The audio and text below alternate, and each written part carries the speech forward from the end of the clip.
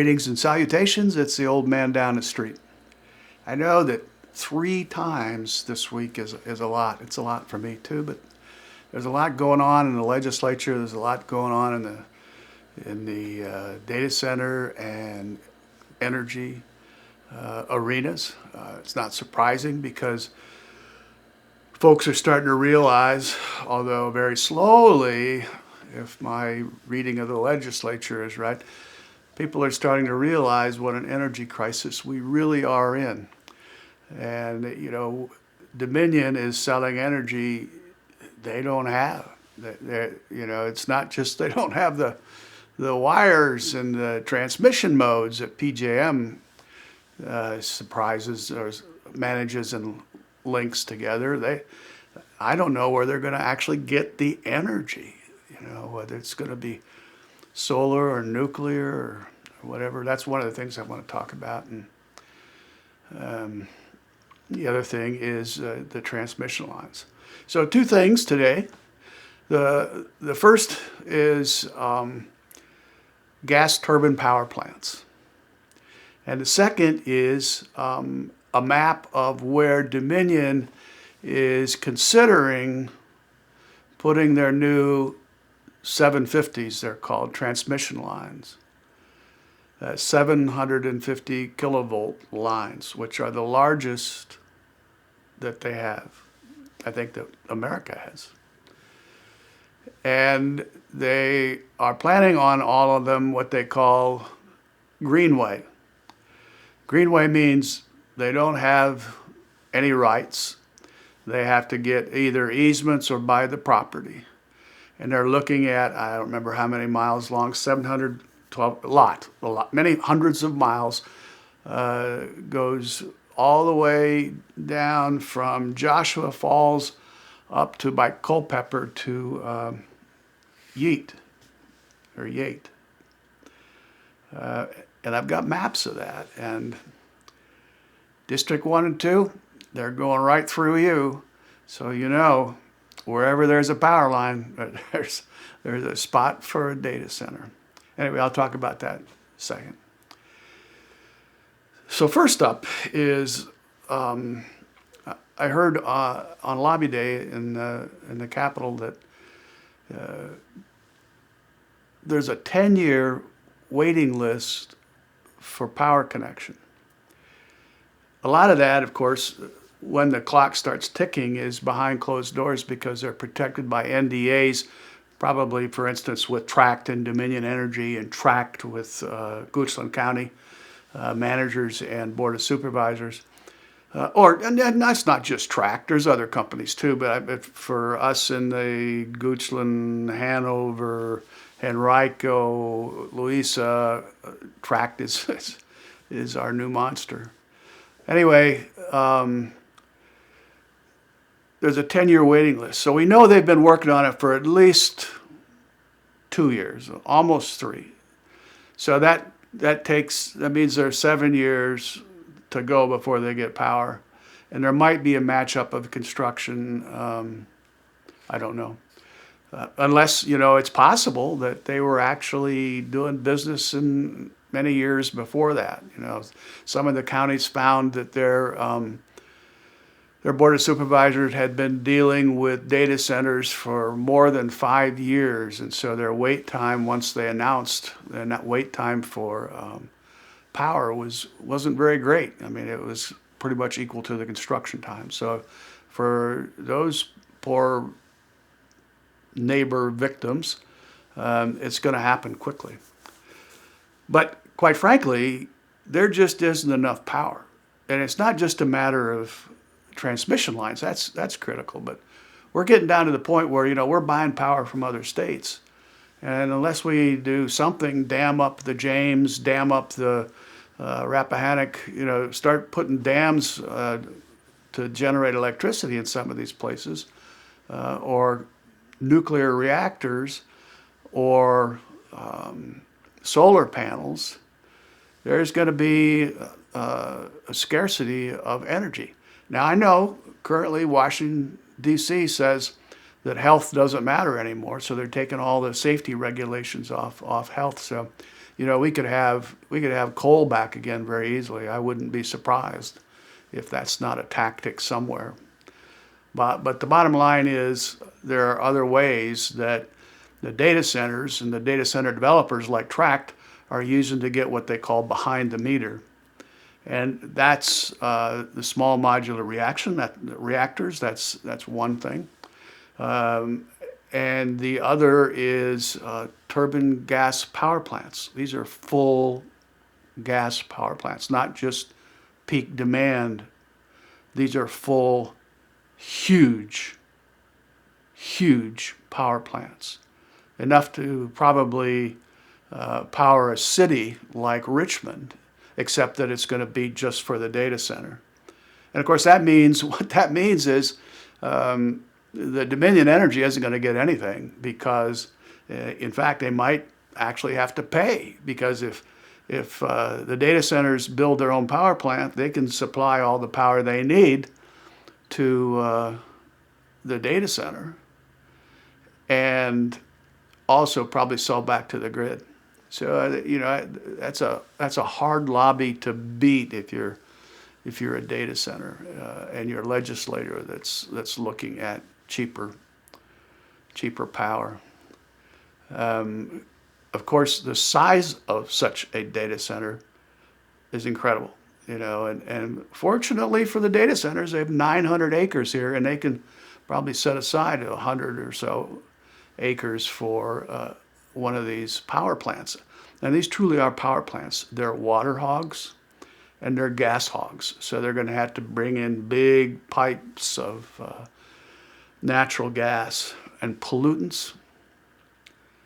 Gas turbine plants are essentially just jet engines. And they do two things. They heat water up to go power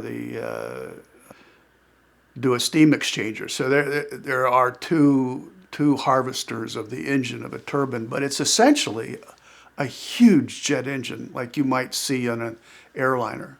And there'll be several of them, many of them. And in fact, one of the environmental studies says that for a typical power plant, and we will be atypical, we'll be larger, but for a typical power plant, they put 55 tons of 2.5 ppms in the air every year. That's more than Dulles Airport. More than Dulles Airport. And that's going to be right here, perhaps. Well, they haven't figured that out yet, but right now there's an application for that in Fauquier County because it's a 10-year wait, and the data centers don't want to wait. So they proposed to put Power Center in to provide power to their data center.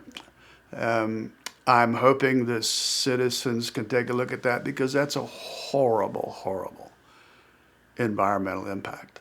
And it will only increase the noise.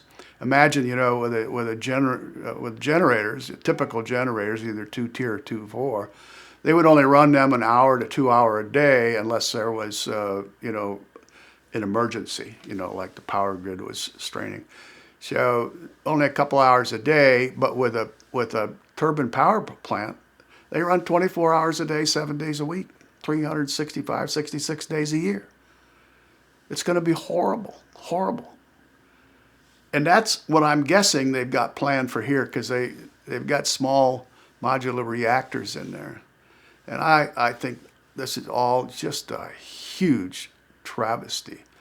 The attack on the safety of the citizens of Goochland County and other counties, because it's not just going to be Goochland that this happens to.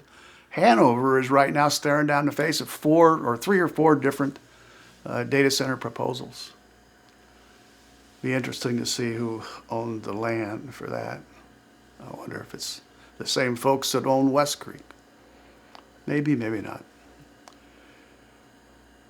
So the other issue, Districts 1, 2, and maybe even 3, they're coming for you. I've got a map here I want to show you. This is a new transmission line, and they're having hearings about where to put it. They've gone through months and months, I guess, of surveys and on-site investigations and all sorts of different things, and they have they have alternatives, and they're going to talk about the alternatives. And of course, I'm guessing that the fewest voices are from districts 1 and 2. If you look at the other areas that they could go through, there's probably going to be a lot more people speaking out against it than District 1 and 2. But we're here to help out here if we can. So I'm going to log on to the there's a hearing, or whatever they call it. I'll put the links up here. There's a hearing for this company that's proposing to do this, and they want to tell you what their methodology is and what their options are. And I don't know whether they're going to want to actually hear from people who log on, but you've got to start someplace, and this one's not a board of supervisors. This is all run by a company that's been given the okay to do this by the company that manages all the transmission lines. The map shows where it goes, and it's going to go all the way from southeast of us in Joshua Falls, all the way up to in the Culpeper area. And it's winding in and out, and I've got 2 maps. They're hard to find. You've got to go to environmental councils and environmental advisors who've gotten access to them. I don't know how. It was supposedly going to be on the website yesterday or today, but I don't see it yet. But I'm going to show you what was up there. It's gone now, as well as a map that I got from Neighbors for Change. A user there put it up. There's lots going on, and most of it is dangerous to the citizens. There is no one taking a global look at this thing. I'm guessing that many of the legislators aren't even familiar with what data centers can do. From their perspective, it's just a revenue generator. But the risk to health through the pollution and the constant construction and dust and dirt in the air, I mean,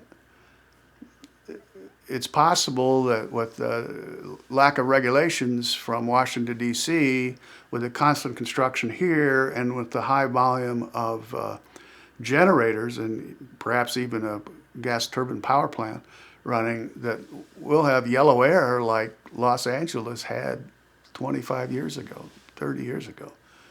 I used to go out there, and it was color yellow. I don't know, worse than this. Yellow and black. That's what they want to do. So if you're interested in this, I'm putting the link for or finding out about these projects. This one is called the Joshua Falls to Yate Project, and there's 3 projects on the website. You can take a look at all of them, and obviously it's their website, so it's a sales pitch for them. But take a look at it. Sign up for the hearing so you can. It's on Zoom. It's not in person. So there you have it. Lots going on.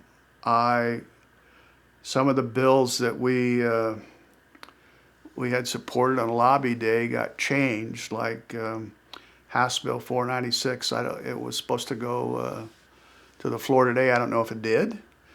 They had changed it so badly that we were opposing it because it literally it guts all water transparency in Virginia, not just for data centers, but I mean, it was a horrible law, horrible bill.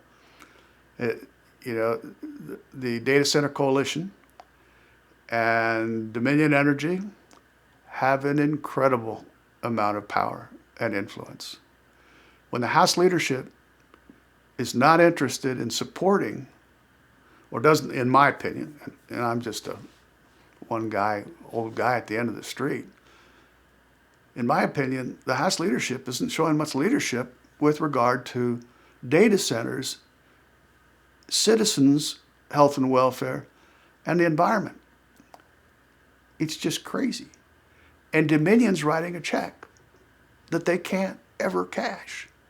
Or they look at it, they've got work for the next 20 years, but you know the data centers aren't going to be patient with that. They're going to want to build gas turbine stations, which take an incredible amount of water, by the way, nuclear reactors, and I'm sure Washington will say, oh yeah, just do it, build your own.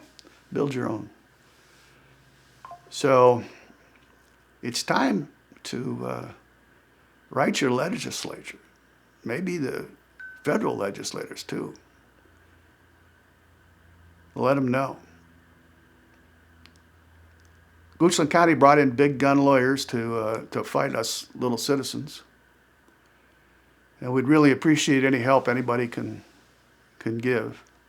$5, $10, $2, no, it doesn't make any difference.